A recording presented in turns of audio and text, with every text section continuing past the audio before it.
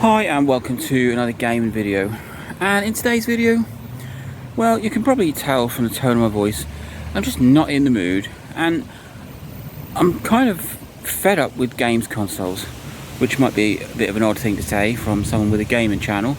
And I'm not dissing games consoles in general, they're great. I'm more fed up with modded consoles. And then again, I'm not dissing modded consoles because, well, they bring so much additional things to your console. The ability to play backed up games, the ability to just expand on whatever is in the system, and the ability to play homebrew games, things like the 3DS. You can have apps on there that you didn't get on a regular 3DS. But no modded console comes without hassles, or maybe it's just me, but I've had a lot of them recently, and modding your console in the first place isn't that difficult these days. Whether that's a DSi or a 3DS or a new 3DS or something like a PSP or a Vita, all those consoles are fairly easy to mod. Wind it back a few years and maybe that was a bit of a different case. But even things like the PS Vita now, you can mod directly on the system. You just go to a website and it kicks off the exploit. So modding a console isn't that difficult, but even running a modded console, it just is full of headaches. Now that could just be me, but I spoke about this before. I just want a console to be able to play games on. I don't get that much game playing time, so when I do get round to whipping out one of my consoles, I just want to turn it on and play a game. I don't want to be running into issues, and that is something that happens, well, it's happened to me quite a few times in the last couple of weeks, whether that be my DSi or whether that be my Vita.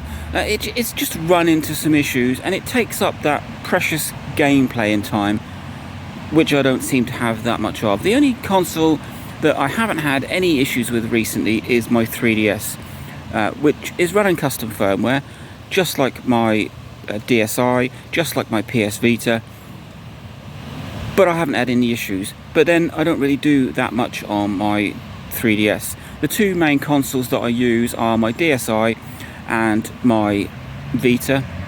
So let's just talk about the DSi. Recently I decided to unmod it and use a flash cart.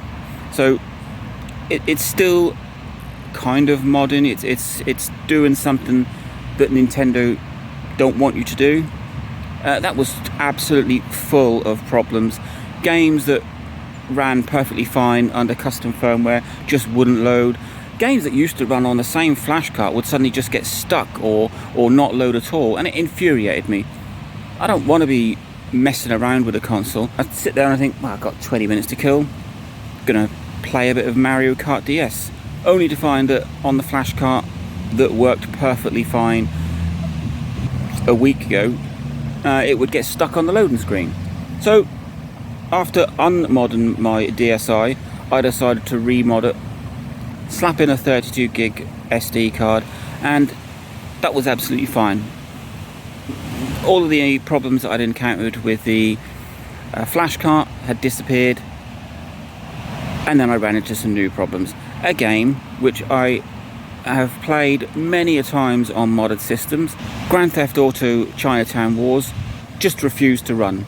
And then you take a look at the PS Vita. Now the PS Vita is a great powerful console, and if you mod it, it really brings in a lot of new features. But running custom firmware on a PS Vita is full of trouble. It's one of the most unstable systems, I think, for running custom firmware, because it's so big and so powerful. There are lots of plugins that certain games need, but if you install those, that could knock out another game because it relies on a different plugin or a different version of plugins. And I don't know, you could just probably tell by how, well, the tone of my voice, that sometimes I wish I would just go out, buy a console, leave it as it is, buy a few games and just play it. But there's part of me that just can't do that. There's part of me that wants to push a console past what Nintendo or Sony intended to do. And it's great because something like the DSi or the 3DS or the Vita really do come into their own once you've modded them, once you're running custom firmware.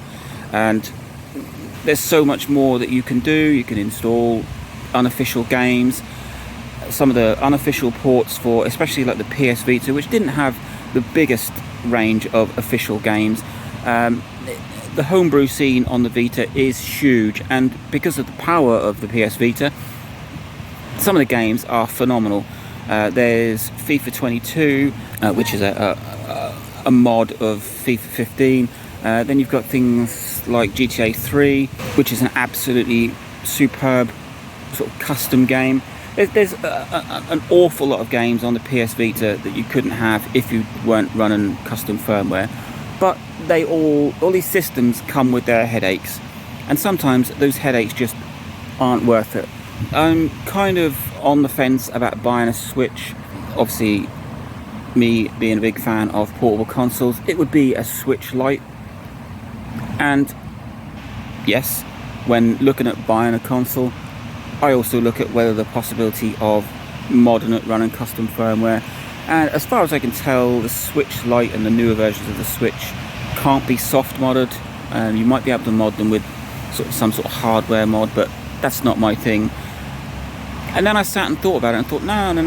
I'm just going to buy a Switch Lite, buy a couple of games, and just play it as Nintendo intended. Just because, do I want to go through another headache of custom firmware and fixing the problems that goes along with it? Really, I'm just at the end of my tether with some of the issues that keep coming up.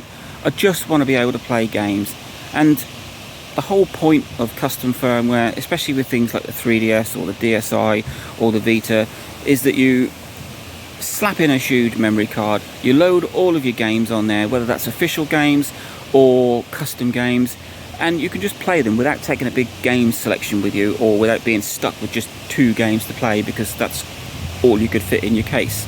And it really is a bit of a two-edge for me. I love custom firmware on consoles, but I love it when it works. But when it doesn't work, it's just full of headaches. So it's really me just having a bit of a moan and a bit of a rant.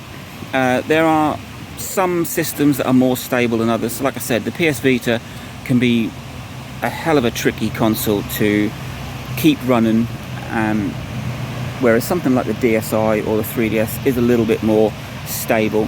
Even the PSP, I had some issues with the PSP. It was a good console. It was very easy to mod. Was quite a stable console, but then again you ran into issues with that. So I am on the fence. I like modded consoles, but I just don't like the hassle that comes with them. And because of my limited time to play games, I don't want to be spending the time fixing them. So let me know what you think. Do you like modded consoles, whether that's home or portable consoles? I mean, I've modded things like a PS2 and a Nintendo Wii.